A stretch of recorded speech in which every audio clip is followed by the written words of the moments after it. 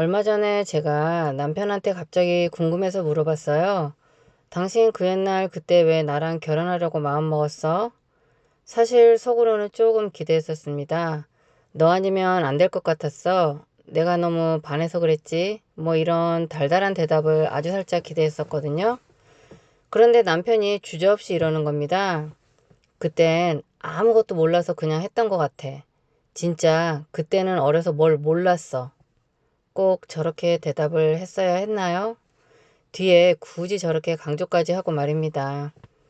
근데 사실 저도 할 말이 없는 것이 저희는 30년 동안 생일은 그래도 잘 챙겼는데 결혼 기념일은 제대로 챙겨본 적이 거의 없어요. 제가 원래 결혼 기념일에 그리 큰 의미를 두지 않았었는지 특별히 챙기지는 않았거든요. 그런데 작년쯤인가요? 우연히 달력을 보는데 결혼 기념일이 다가오는 것 같길래 지나가는 말로 우리 결혼 기념일 이번 주 아니야? 그랬더니 남편이 무심한 투로 툭 던지며 지나가더라고요. 그건 야외 촬영일이었고 진짜는 다음 주지. 순간 제 안에서 정적이 흘렀어요. 아니 뭐야. 그럼 나는 몇십 년 동안 결혼 날짜를 잘못 알고 있었단 말인가? 나 너무 심한 거 아니야? 여튼 저는 5월의 신부였습니다. 안녕하세요 여러분. 혹시 이런 생각 해보신 적 없으세요? 아이고 우리가 어쩌다가 이렇게 변했을까? 무엇이 우리를 이토록 바꿔놨을까? 살다 보니 개인적으론 부부 사이를 이렇게 바꾸는 데는 잘 안 바뀌는 성향, 극적인 오랜 환경, 그리고 나이 들어감, 이 세 가지가 복합적으로 작용한다는 생각이 들었어요. 저희 부부가 어느덧 결혼한 지 30년이 다 되어 가는데요. 살면 살수록 세상에서 제일 어려운 인간관계 중 하나가 바로 이 부부관계가 아닐까 싶어요. 그리고 이런 상상을 해봤어요. 만약 우리가 미국으로 안 오고 한국에서 계속 살았으면 우리 사이가 좀 더 살갑고 인꼬 부부처럼 살고 있었을까라고요. 20년 전 이민을 오면서 부부 사이가 더 깊어졌는지 어쨌는지는 모르겠지만 확실한 건 이민 생활이라는 게 부부에게 결혼 위기가 찾아올 확률을 훨씬 높이는 환경이었던 것 같습니다. 정말 많이 싸웠거든요. 속으로 이혼 도장 수십 번 찍어봤고요. 혼자 편히 사는 시뮬레이션도 수도 없이 돌려봤습니다. 이건 아직도 하고 있네요. 그건 아마 남편도 크게 다르지 않을 거라고 생각해요. 돌아보면 저희는 출발선부터 완전히 성향이 다른 사람들이었어요. 저는 서울에서 태어나서 초등학교, 중학교, 고등학교, 대학교, 첫 회사까지 전부 서울에서 마친 그야말로 서울 토박이었습니다. 그러니까 미국 오기 전 제 인생의 거의 전부가 서울이었던 거죠. 게다가 70년대 부모님께서 섬유 의류 사업을 좀 크게 하셔서 그때 당시 국민학교 때 집에 차 있는 사람 손들어 하면 손을 슬며시 들던 아이 중 하나였습니다. 아빠가 첫 차로 하늘색 포니를 모셨고요. 집에 기사님도 계셨고 식모님도 계셨던 걸로 기억해요. 물론 90년대에 들어서 한국의 섬유 사업이 급격히 하강하면서 집안 형편도 많이 달라졌지만 금수저, 은수저까지는 못 돼도 저는 한 텅스텐 수저? 집안 정도의 딸이었던 것 같습니다. 그런데 제 남편은 완전히 달랐어요. 요즘 말로 계룡남이라고 하잖아요. 시골 개천에서 난 용이었습니다. 지방 깊은 시골에서 중학교 때 그 어린 나이에 부모님 두 분을 모두 여의고 할머니와 같이 살다가 고등학교 기숙사에서 독학으로 공부해서 서울대에 들어간 사람이었어요. 요약하자면 저는 당시에 쾌활하고 발랄하고 털털한 서울 아가씨였고 남편은 불우한 환경에서 자라 어떻게든 자수성가해 보려고 했던 조용하고 꼼꼼한 총각이었습니다. 저희 둘은 서울 첫 직장에서 만났습니다. 당시 저는 3년차에 접어든 27살. 그 당시 기준 나이가 조금 많은 여직원이었는데요. 어느 날 아주 참한 조용한 남자 신입사원이 들어온 거예요. 나이는 동갑이었어요. 몇 달 지나니까 이 신입사원이 퇴근 시간쯤 되어서 사내 내부 전화로 저한테 저 미스정 서울 구경 좀 시켜주세요 하면서 말도 안 되는 핑계를 대며 데이트 신청을 하더라고요. 여튼 그 핑계로 둘이 종로주점에서 술을 한잔하게 되었습니다.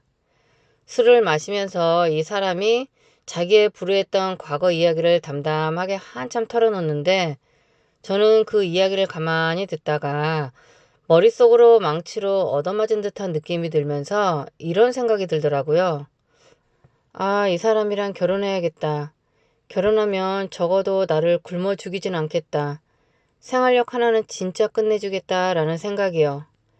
그 사람의 불운하게 살아온 것에 대한 연민 플러스 강한 생활력이 더해져서 제가 반해버린 거죠.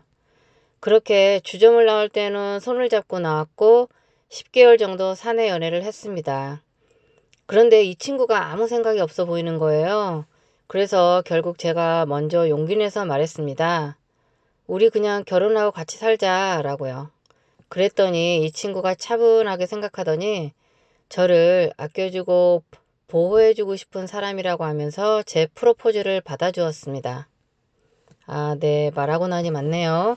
진짜 나이 든 여직원이 멋모르는 신입사원을 현혹시켜 결혼하게 한 거잖아요. 어쨌든 서로의 외로움과 삶을 안아주고 싶었던 마음이 컸던 것 같습니다. 그렇게 결혼을 했고 외롭게 자란 남편은 가족을 굉장히 애틋하게 원했기 때문에 아이를 셋을 낳았습니다. 제가 새아이 모두 임신 중독증이 너무 심해서 넷째를 낳다가는 진짜 큰일 날 것 같아서 그만뒀습니다. 여튼 저는 든든한 부모님 그늘 아래서 자라서 그런지 어릴 때부터 마음 한구석에 어떻게든 되겠지 하는 태평하고 긍정적인 마음이 항상 있었던 것 같아요. 그런데 남편은 비빌 언덕 하나 없이 홀로 서야 했던 사람이잖아요. 그래서 모든 것이 생존 모드였던 겁니다. 그리고 그 차이가 미국이라는 타양만리 이민 생활이 시작되면서 봉인 해제되듯 터져나왔어요. 타지 생활에는 정말 모든 것을 셋업해야 하고 적응해야 하고 예민해지잖아요. 그런데 그 중에서도 제일 예민해지는 게 결국 돈이더라고요. 비빌 언덕 없는 저희가 돈이 곧 생존이니까요. 예를 들어 저는 냅킨을 써도 습관처럼 팍팍 뽑았었습니다. 그런데 남편 눈에는 그게 그렇게 비효율적인 낭비로 보였던 거예요. 왜 그렇게 많이 뽑아? 저도 가만히 있지 않고 꽥 합니다. 아니 냅킨 얼마나 한다고 그래? 뭐 이런 식이었던 거죠. 지금 생각하면 냅킨 때문에 싸운 게 아니었어요. 삶을 바라보는 방식이 달랐던 겁니다. 한 번은 진짜 크게 다툰 적이 있었는데 갑자기 남편이 심리학자 매슬로우의 욕구 5단계 이론을 끌고 나오더라고요. 나중에 제가 간호 공부를 하면서 자세히 알게 되었지만 남편 말은 이거였습니다. 인간에게는 단계별 욕구가 있는데 나는 지금 당장 먹고 사는 1단계의 생존 욕구 때문에 밤잠을 설치면서 고민하고 있는데 당신은 2단계, 3단계 안전이나 관계 타령만 하고 있는 것 같다라는 얘기였어요. 처음에는 기분이 너무 나빴어요. 욕구 타령을 하면서 저를 판단하는 것 같았거든요. 그런데 가만히 생각해 보니까 낯선 미국 땅에서 가장으로서 집안의 재정을 책임지고 어떻게든 가족을 먹여 살리려는 남편 입장에서는 제가 대책 없이 사는 사람처럼 보이겠구나 싶었습니다. 뭐 결국 그런 매슬로니 마시멜로니라는 이론을 떠나서 저 역시 돈에 쪼들리다 보니 현실을 직시하게 됐고 살아남기 위한 1단계 생존 모드로 들어가지 않을 수밖에 없었습니다. 이렇게 성향도 다른데 고달픈 환경까지 이어가게 되고 거기에 이제 나이까지 들어갑니다. 그러면서 각자의 성향, 고집과 가치관이 점점 벌어지면서 딱딱하게 굳어지는 것 같았습니다. 그러다 보니 저도 나이가 들수록 남편의 말이나 요구가 괜히 지적처럼 들릴 때가 많더라고요. 아니 내가 내일 모레 60인데 아직도 이런 소리를 들어야 하나? 이런 생각이 드는 거죠. 예를 하나 들면 얼마 전에 남편이 냉장고를 열며 조심스럽게 나름 자상하게 말을 건넸어요. 냉장고에 오래된 소스 같은 건 버릴 건 버리고 정리하는 게 좋지 않을까? 그런데 마침 저도 냉장고 청소를 하려고 딱 마음 먹고 있었던 참이었거든요. 그런데 이상하게 그 말이 듣기 싫더라고요. 그래서 전래동화를 좋아하는 제가 나름 또 순화해서 남편한테 이렇게 말했습니다. 그거 알아? 마당새가 마당 쓰려고 빗자루 들고 서 있는데 마님이 나타나서 마당새야 마당 쓸어라 하면 그 마당새는 갑자기 마당 쓸기 싫어지는 거야 라고요.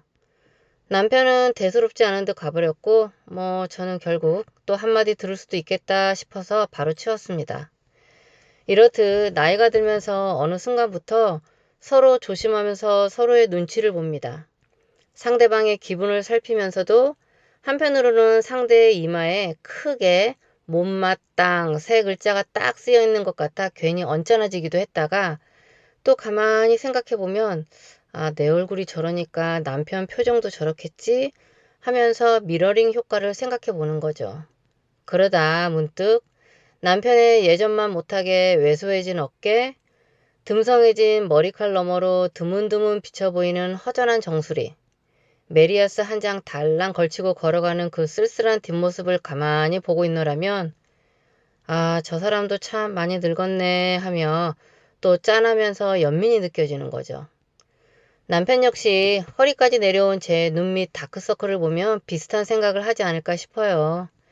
이렇게 우리는 서로를 못마땅해 하다가도 돌아서면 안쓰러워지는 참 묘한 애증의 관계로 하루하루를 살아가는 것 같습니다. 30년을 함께 살며 돌아보니 참 많은 게 변했더라고요.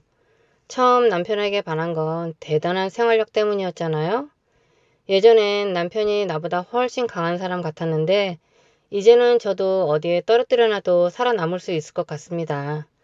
호르몬 변화로 중성화가 돼서 그런지도 모르겠네요. 한 번은 남편한테 농담으로 나 알래스카에 혼자 던져놔도 살아남을 수 있을 것 같아 했더니 응, 넌 충분히 그러고도 남아 하더라고요.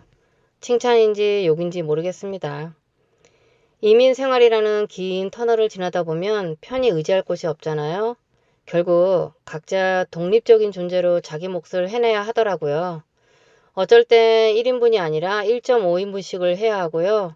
그래야 상대를 짐이 아닌 든든한 동반자로 바라볼 수 있게 되는 것 같았어요. 마치 노를 젓는 것처럼요. 처음엔 서로 다른 방향으로 저으며 제자리를 돌거나 엉뚱한 방향으로 가기도 하고 한 사람이 힘이 빠지면 다른 사람이 더 저어야 하죠. 세월이 흐르며 각자 고착된 부분도 있지만 두 가지 물감이 섞여 새로운 색을 만들듯 과하게 탁해지지 않으면서도 각자의 색을 지켜가게 됩니다. 여러분은 긴 세월 동안 서로 그리고 자기 자신이 어떻게 변해오셨나요? 오늘 밤에 옆에 있는 사람에게 혹은 이 세월을 치열하게 버텨온 나 자신에게 한마디 건네보는 건 어떨까요? 그동안 참 고생 많았다. 진짜 열심히 살았잖아? 내가 인정할게. 이 한마디면 충분할지도 모르겠습니다. 저는 이만 미우나 고우나 저녁을 챙겨주러 가봐야겠습니다. 오늘 제 긴 두서없는 부부 이야기 들어주셔서 정말 감사합니다. 다음엔 미국 이민 생활 중 가장 무서운 것에 대해 이야기해 볼게요. 다시 한번 감사드립니다.